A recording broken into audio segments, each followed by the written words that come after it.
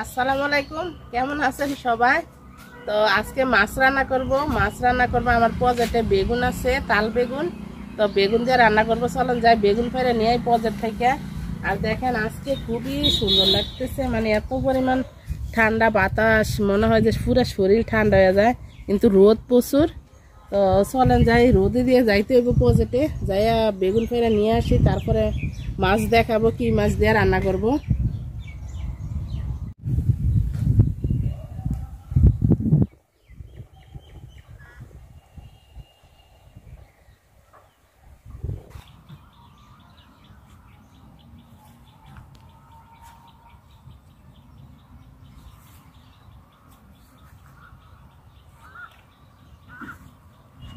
আমার কলা গাছটা দেখেন, কলা আইছে আজকে দেখলাম আমি।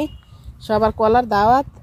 গাছটা ছোটো, মানে এই গাছটা ছোটো থাকতেই কলা আইয়ে, গাছ যেমন কলা এমনই। তা আমার এই পাশটা দেখেন, সব বেগুন, লম্বা বেগুনও আছে, কালো বেগুন, আবার এই যে গোলটাও আছে। এই যে ছোট্ট নরম নরম বেগুন দিয়ে রান্না করবো আজকে। এই যে দেখেন, এটা আরো বড় হইব অবশ্যই, কিন্তু আমি আজকে ছোটটা দিয়ে রান্না করব। আরো আছে ওই পাশে পায়রা নিয়ে। এখানে পানি দিয়ে গেছে সকালে, পাড়া দেওয়া জানা। দেখেন এই যে লম্বা বেগুন আছে, এই যে মানে আমরা মেডিসিন দিই না, তো এই জন্য আর এত আহামরি সুন্দর হয় নাই। তো আরো আছে ওই পাশে পায়রা নেই। তো এইখানে আছে সব গোল গোল তাল বাগুন, আমরা তাল বাগুন বলি, গোল গোল যেটা বাগুন, এই জায়গায় সব গোল বাগুনে। আর ওই পাশে আছে টমেটো। টমেটো আমার বাড়িতেও আছে, পাকা পাকা টমেটো, আর এগুলো সব কাঁচা। তো এই যে আমার পজেট, 2-3 দিন আগে একটা ভিডিও দিছিলাম, পজেট থেকে মাছ ধরে বসি দিয়ে মাছ ধরছিলাম। তো আলহামদুলিল্লাহ অনেকেই দেখছেন ভিডিওটা। তো আবার ধরবো 2-1-এর ভিতরে। আসলে রোজা তো রোদ দেখে আর আসি না পজেটে। তো ইনশাল্লাহ 2-1 দিনের ভিতরে আবার বসি দেয় ভিডিও করব। তেলাপিয়া মাছ আছে, তারপরে গাছ কাপ আছে, অনেক মাছই আছে আলহামদুলিল্লাহ। তো চলেন যাই। এই যে বেগুন পারছি দেখেন, এগুলা আরো 2টা পারবো। এই যে গোল বাগুন যেটা, এটা 2টা পারবো, পাইরা তারপরে বাড়িতে চলে যাব। তো আমার মরিচ গাছে দেখেন মাশাআল্লাহ কি পরিমাণ মরিচ হয়েছে।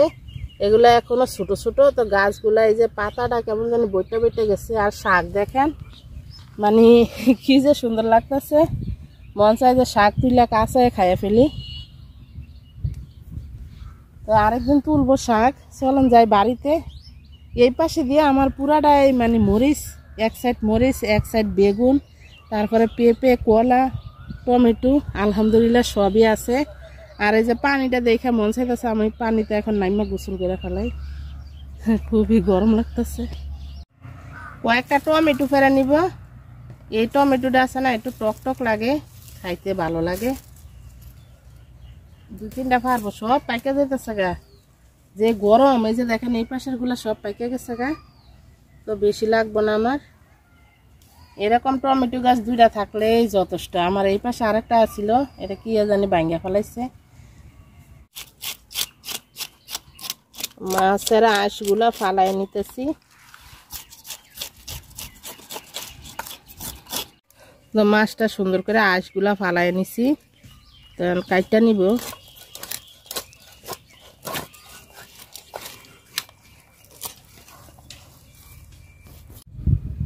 তো এই যে এটা হচ্ছে সিলভার মাছ, বড় সিলভার মাছ আনছিল কালকে। তো কাঠটা ডিম রান্না করছি, সবাই দেখছেন। তো মাছ নিয়ে নিছি আমি 6 পিস। আর এই যে বেগুন আনছিলাম যে আমার ক্ষেত থেকে, বেগুন কাটটা নিছি। আর এই যে টমেটো, তো আমি একটু মশলা বাটা নিব। তো চলেন যাই দেখি কি কি মশলা বাটি।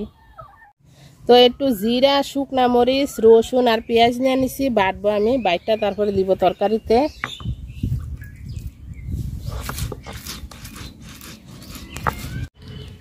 তো তেল দিয়ে দিলাম মাছ ভাজার জন্য।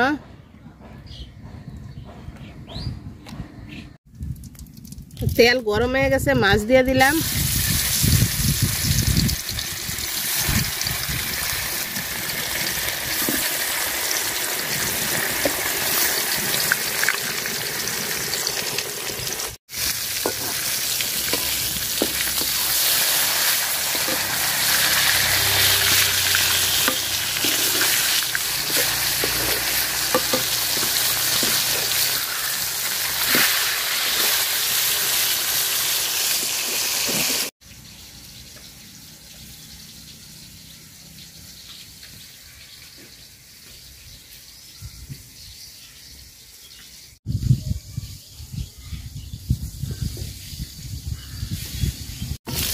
মাছ ভাজা কড়া করে মাছ ভাজা নিচ্ছি, নামাই নিব।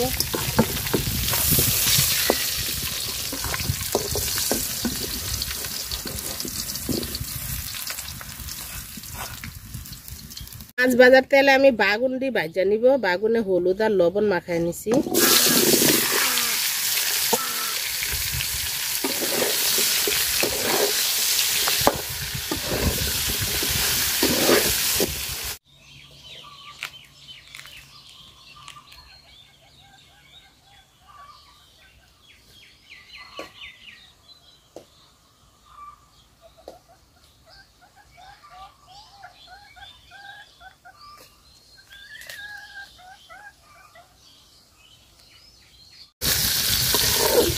তো বেগুন ভাজি হয়ে গেছে, তুলে নিলাম।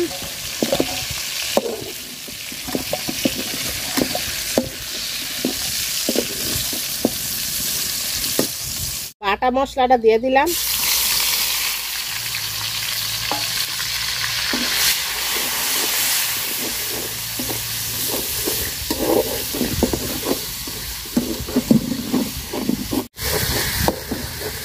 তো মশলাটা আমি সুন্দর করে ভাজিয়ে নিচ্ছি। একটু পানি দিয়ে দিলাম।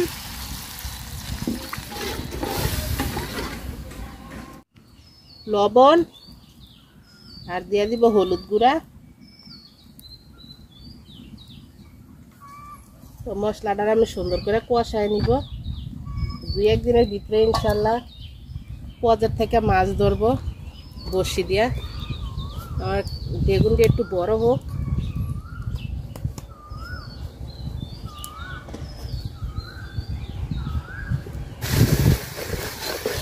তো মশলাটা আমি সুন্দর করে কষায় নিচ্ছি। ঝোলের পানি দিয়ে দিব এখন। তো ঝোলের পানি বলক এসে গেছে, আগে টমেটো দিয়ে দিলাম।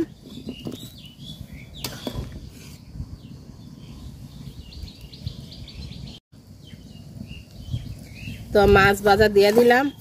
বেগুন পরে দিব, কারণ বেগুন ভাজা বেগুন গলা যাবে একদম।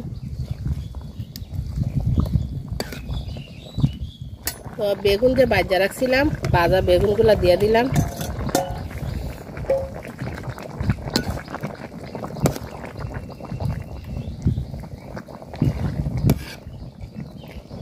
তো তরকারি হয়ে গেছে, নামাই দিলাম। মাখা মাখা তরকারি। তো যারা যারা এতক্ষণ ধরে ভিডিওটা দেখছেন সবাই অনেক অনেক ধন্যবাদ। আল্লাহ হাফেজ, আসসালামু আলাইকুম। সবাই খুব ভালো থাকেন।